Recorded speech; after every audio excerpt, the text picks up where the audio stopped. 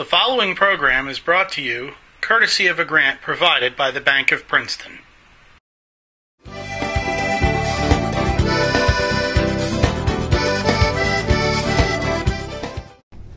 Good evening, I'm Lou Goldstein, and welcome to another edition of Focus On. Tonight my guest is Ruth Mandel, who is the director of the Eagleton Institute of Politics and professor of politics at Rutgers. Ruth, welcome to the show. Thank you. Thanks for inviting me. Oh, it's great to have you on. As Eagleton director, Ruth has guided the Institute's development of initiatives in youth political engagement, immigrant political behavior, the study of governors and state executive leadership, and ethics in government. During her tenure, Eagleton educational programs for Rutgers graduate and undergraduate students have grown, and the Institute has expanded its state and national outreach and service with highly visible public programs and internet communications.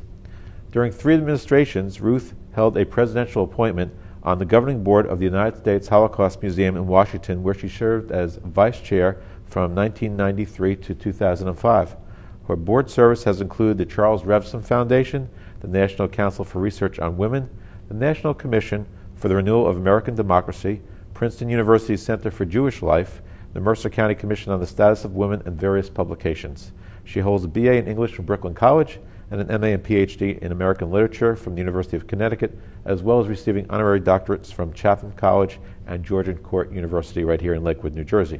So Ruth, it's a pleasure to have you on the show, and I know we wanted to get right to it and talk to our audience during this holiday season about Eagleton, its mission, and its purpose. So maybe you could tell everybody about what Eagleton does for those who may not be familiar with it. I'd be delighted. Eagleton was established in the middle of the last century. It's actually in a very old, beautiful mansion, but the modern program was established because of a bequest from a woman named Florence Peshine Eagleton, who lived in Newark and was active in actually in the suffrage movement, and then was a founding member and an officer in the League of Women Voters when women got the right to vote. Passage of the 19th Amendment. Many of the activists believed that they should now focus on educating themselves so that they would be the best kind of responsible citizens and voters. So she was a leader in that. She left money in her will to the university to establish educational programs for encouraging young people to participate in the democracy. She was interested in reaching male and female students and having them learn something about participation. So that's what she valued from her experience. Eagleton was established in the mid-1950s, so it's over a half a century. It's 55 years old, actually. And it has always focused on American politics, and it has always taken very seriously a core education mission, even though in the Rutgers complex it's one of quite a number of what we call CBIs, centers, bureaus, and institutes. And these are research entities at the university that focus on specialized certain subject areas with expertise. Usually, most of them are in the sciences. And they are not the same as the colleges and the schools. So we don't give a degree. What we do is we pursue research. And at Eagleton, what we do is we connect the study of politics with the practice. So we're an institute of applied politics, and the courses that we offer, the students who come there, the researchers who are there, and the public service, all has to do with linking the study to the practice. And we bring lots and lots of practitioners to our programs and to our classes. They teach our classes, they come and lecture.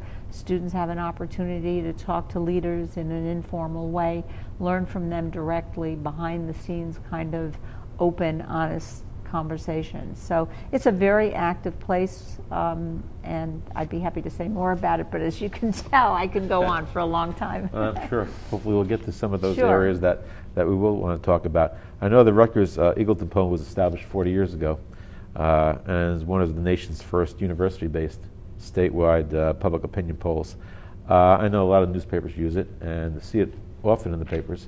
How are the polls conducted? How was it established? Who does the polls? And can you tell us a little bit about the polling methods that are utilized? Sure. One of our centers at the Institute is called the Center for Public Interest Polling, and among its programs and projects is something called the RutgersEagleton Poll, When that was established in 1971, it was the first statewide public opinion poll at a university-based nonprofit public opinion poll. Now there are many, not only around the country, but also in New Jersey. We have polls everywhere.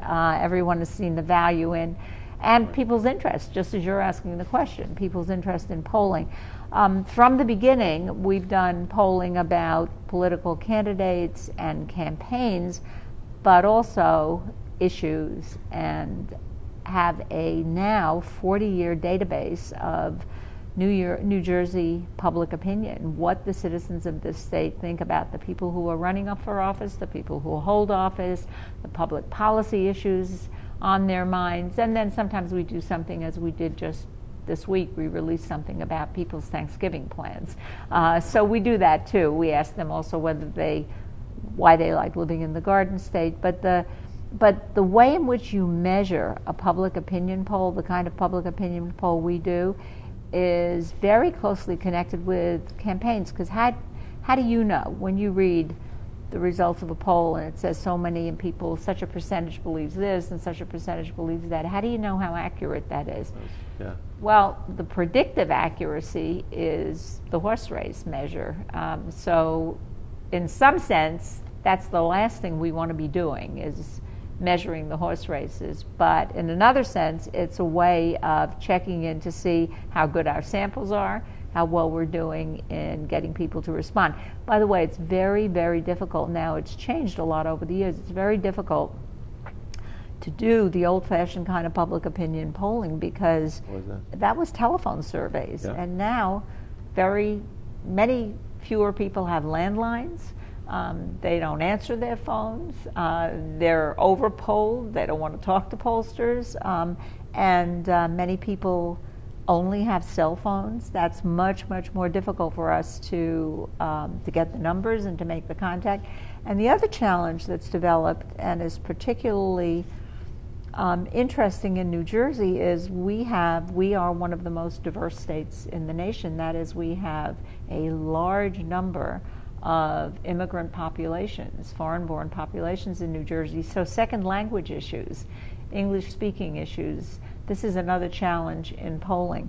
You asked who runs the poll. It's run by, now, it's a number of professors over the 40 years, but most recently a professor of political science, Dave Redlosk, who came to the Institute a couple of years ago to take over as director of that center and of the poll, and who had spent about 10 years. He actually had gotten his PhD in New Jersey at Rutgers, but he spent 10 years in Iowa, which is a place, if you want to be a pollster, it's heaven. And he established something 4 years ago in the last election cycle called the Hawkeye Poll in Iowa. And they did presidential national campaign polling in Iowa, and then he moved over here. So now he's asking New Jerseyans about our governor and our legislature. And what is he finding out? Finding out what the other polling operations in New Jersey are finding out, which is that the governor is doing pretty well in people's minds. He's got, given how tough talking he is, given how much controversy, given how blunt he's been, people still seem to respond to what his candor, his directness, his forcefulness. So he's doing pretty well in the polls. Okay. And does the pollsters at Eagleton also make up the questions, or how they derive? Oh, yeah. Yeah. Yeah. Well, these are people who are highly trained political scientists and very experienced in survey research methodology. They teach this. They're academics who teach courses in research methodology and survey research. And right now, we have our own call center. For some years, in the early years of the poll, we had one, and then it got to be too complicated and expensive, and so we shifted to contracting out to a call center. You know, we would prepare the surveys, and shifting out to a call center, that got very expensive. But more important, we really believed that the value for our students, the educational value in learning how to be a pollster, in learning how to ask those questions, was important enough that we would find some way to rebuild the polling center. So we have Eagleton is, I think I mentioned, most of our offices and classrooms are in a big mansion, an old mansion on the Douglas College, now Douglas campus side of Rutgers. And next to this mansion we have a carriage house, which is also part of Eagleton, and the call center is in the carriage house, and students are being trained in doing these surveys. That's great. That's great. I just want to move on to another program that's at Eagleton. I know former governors, Brendan Byrne and Tom Kean, co-chair of the Center of the American Governor, and I thought maybe you could give a little explanation about what that does. Well, from its earliest days, Eagleton, one of its special areas has been state politics and government, a national perspective, also New Jersey, of course, but a national perspective. And the focus for many, many years was on, and continues to be, state legislatures. We have the former director of Eagleton, who's still a professor there. Alan Rosenthal is renowned. We always joke that if you go to the National Conference of State Legislatures annual meeting with thousands and thousands of people, when Alan walks into the room, it's like Elvis has arrived. He's very, very well known all over the country for the work that he's done in studying state legislatures, and we do it the same way we do everything at Eagleton, and that is very close to the practice. It's not focused on the theory. The political scientists in the disciplines, in the departments, in the PhD training focus on theory. We take the theory and apply it, focus on the practice, deal with the practitioners. So he has been, and people who've worked with him, a student of legislatures for decades. And a few years ago, we decided that state government, there's an important side called the executive branch. We've always had some relationship with that as well in our studies. But we thought that it would be important to look at governors, and there were a couple of very specific reasons. One is that Governor Byrne wanted to leave some of his personal papers to the university. All the governor's papers automatically are in Trenton, in the state archives for all governors, but there are personal documents as well. And so it began with some of Brendan Byrne's papers, and then Governor Kean's. And so one aspect of it deals with the governors of New Jersey, and we have sections. This is a virtual center. When we talk about the Center on the American Governor, it's a virtual center that we're building.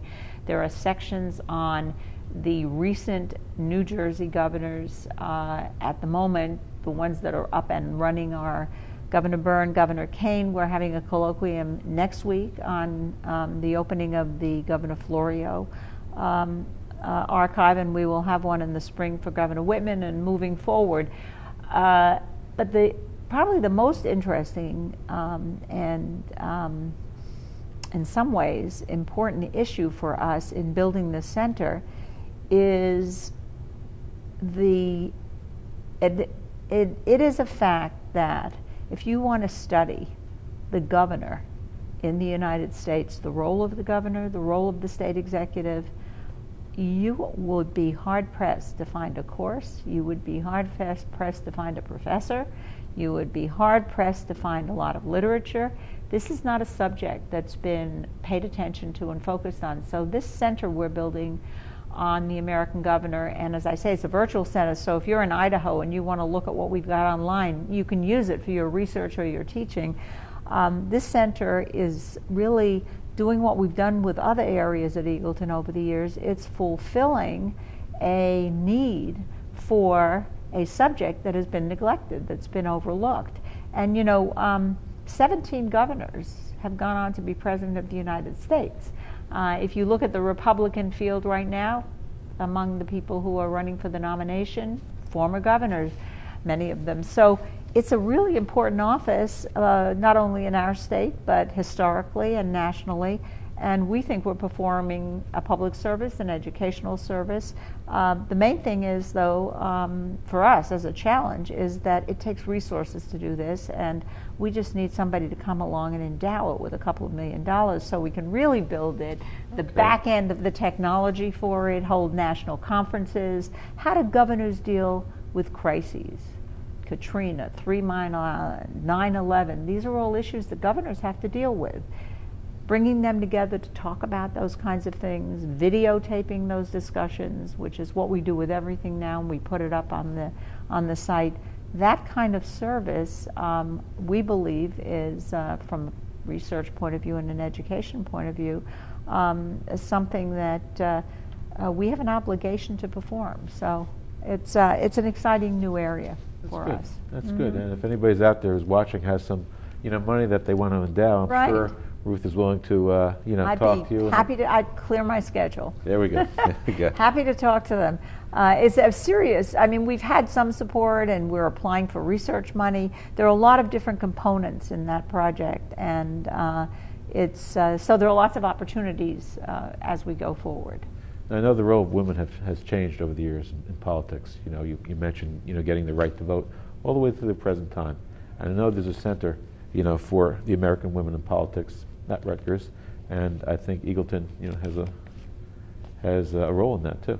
Well, not only a role in it, it is the reason that I'm at Eagleton. I came to Eagleton when that center was established, and I was its director for many years and developed it, and I stepped down as director when I became director of the Institute as a whole. But the Center for American Women and Politics is one of the units at the Eagleton Institute. Like our survey center, it's 40 years old now. It was established in 1971.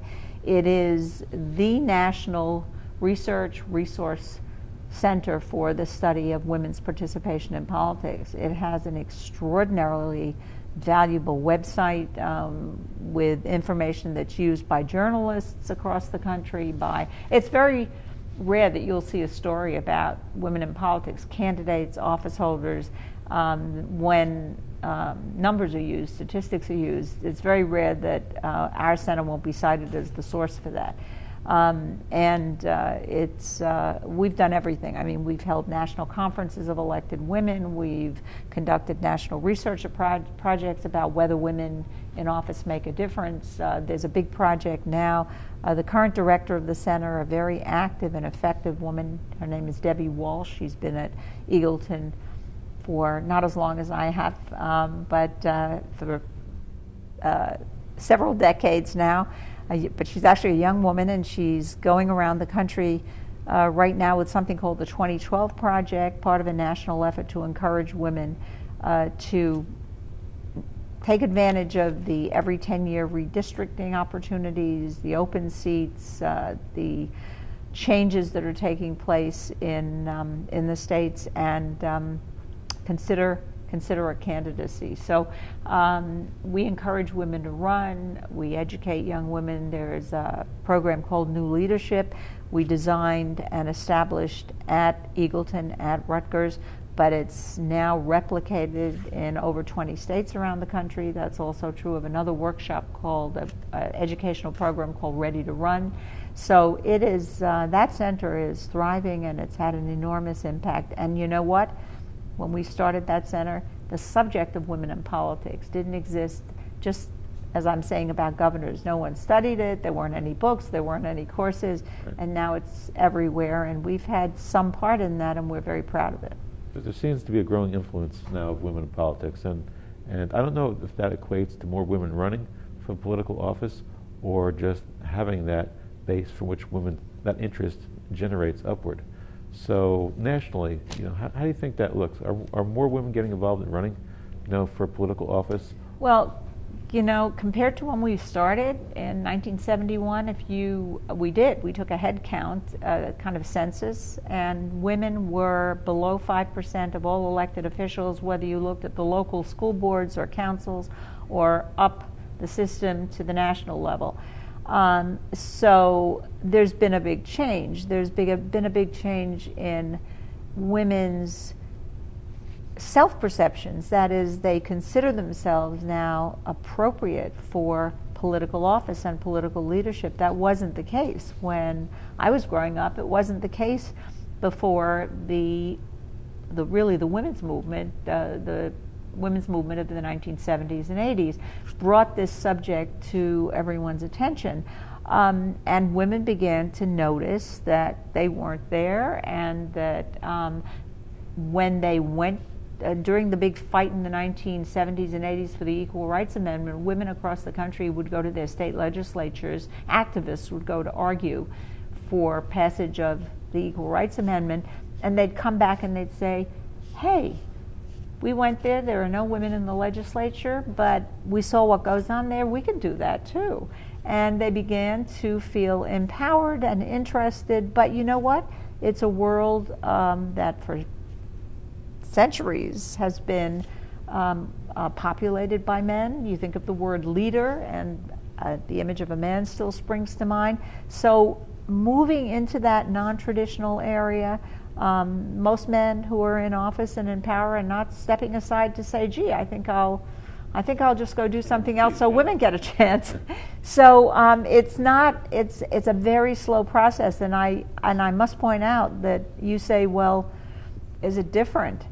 Yeah, it's different, but when I said that in 1971 women were fewer than 5% of all elected officials, today in the Congress of the United States, 17%, 17 women in the United States Senate, almost 17% of the House of Representatives, 6 women governors out of 50. So the numbers are still very small. The progress has been significant in our attitude about women leaders. It's been significant even in the numbers, but it's very incremental, and frankly, it's been a little stalled in the last 5 or 10 years. Okay. You had mentioned earlier, just to shift gears, you had mentioned earlier about the growing ESL population, growing ELL population, and I was wondering if you could talk a little bit about the program on immigration and democracy, yes, and for our listeners, and a little bit also about the youth political participation. Sure. Those 2 program areas are newer programs, more recently established programs at the Institute.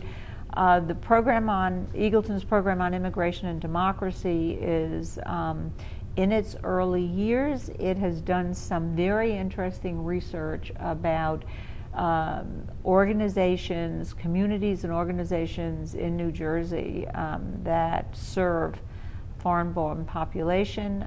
We have at the university, we have a very large foreign-born student population, also in the state. I'll tell you something that we did just last week, which was wonderful. The program, there's a young woman, actually lives here in Princeton, named Anastasia Mann, who is an assistant research professor at the Institute, and she directs the program now. She set up a naturalization ceremony at the Institute. And the naturalization service sent the officers in, and it was a full-scale ceremony. 34 people were naturalized in the drawing room of the Institute, and it was the first time ever at Rutgers University that this took place. And it followed on the heels of another program that she established, which is a program to help foreign-born not citizens, foreign-born residents begin to go through the process of applying for citizenship. These are people who are eligible to apply for citizenship, but very often they don't take the steps. It's a little bureaucratic, it's a little complicated, it's a little off-putting, it's even somewhat, there are some expenses involved, and you need legal advice sometimes, and she has established now has conducted at the various campuses at Rutgers a program that the City University of New York was at the forefront of establishing, and that is making lawyers available, services available to inform people what steps to take, how to go through the process of applying for naturalization. And you know, when they held this program on the campus, they've held one in Newark and one in Camden. Some of the people who showed up are actually faculty members at the university, people who've been here a long time and are full-fledged, active members of the community, but they have never gone through the process. They're not illegal in any way. They're here quite legally. Yeah. They've just never taken those steps. So we've done 2 things now. One is try to help them take those steps, and 2, hold this naturalization naturalization ceremony. That's It's been very nice. Yeah, it is very nice. That is very nice. Yeah. The Youth Political Participation Program Right. you asked about, that's also a little bit, it's been at the Institute a little bit longer. After I became director of the Institute, I thought that it was very important for us to make a special point about the ways in which young people can and should participate. Going back to what I told you about Florence Eagleton, also the president of Rutgers, who's now going to step down, but he's been there for 10 years, and when he arrived, he made a big point of saying that he thought Rutgers students should be engaged and be voters if they were eligible to vote, that they should participate, take advantage of the franchise opportunity. And so our youth political participation program is very active on campus with something called Are You Voting, educating our students about how to go about the process of registering and voting and encouraging students to vote and educating them about given elections, whenever, every year is an election in New Jersey, so Right. there's never a year that we don't have Every an day Are seems You to be Voting? election, yeah. Every day's Yeah. a poll about an election. Yeah. Right, so we do that, and then she's another assistant research professor, Elizabeth Mattos. She's also conducting something called Are You Ready, which is a program to educate high school students, working in this case with New Brunswick High School. And that has been, we take Rutgers students into the high school and use them as peer mentors and spend the whole year in a program to educate these young students in New Brunswick. We bring them to the Institute. And then the other thing that program area has been involved with, and I was very active with in 2003, I wanted to know at the beginning of the 21st century, who was at the table. I wanted to know if you pictured the table of young people in politics as large as a football field, who was sitting there at the beginning of the 21st century? Because one of the things that we know is that if you look at the presidents of the United States or the governors or the senators and you ask the question, how old were they when they held their first office? Not the presidency, not the governorship, but their first office. Right. Many of them were age 35 and under. So we went out at the beginning of this new century to try to identify the young elected officials 35 and under and take a look at what that would tell us about these might be the governors of the future, the senators, the Congress people, right? So we did a national kind of a census and then a survey, a research project, and then we brought about 50 of them to Eagleton for a weekend and talked to them and had a conference, and then we issued a report called Political Generation Next. And we are interested in continuing to follow that population. I'll end that by telling you that one of the people, you never know who's going to be in that group, one of the people who was a state legislator at the time, under 35, came to that conference, Gabrielle Giffords. Really? Mm-hmm. Well, you just never know. You never know. Now she's back on the floor and seems to be recovering Well, nicely. she's not on the floor yet. Well, she seems to be recovering nicely, though. Yeah. Really miraculously so far. Yeah. But that's nice that she was there, and it's a great study that you're doing, and hopefully, who knows, the next governor or president, down the road, it may not be another 100 years. Since one of the privileges of know. doing the work that we do with women in politics, young people, is we get to watch the world from our little perch in New Brunswick as it's changing, the political world, and meet some of the people who go on to do some of the things that we're most proud of. Beautiful. And sometimes things we're not proud of. Well, it's been a pleasure having you on today, Ruth. It was great, and hearing about Eagleton and what it does, and hopefully we'll have a chance down the road to talk a little bit more, about Eagleton and the accomplishments and everything that you've done for Eagleton, which has been legendary and much appreciated by everybody. Thank you very much. So this is Lou Goldstein for Focus On, saying thank you very much for watching. So stay involved, stay active, stay focused, and we'll see you next week on another edition of Focus On.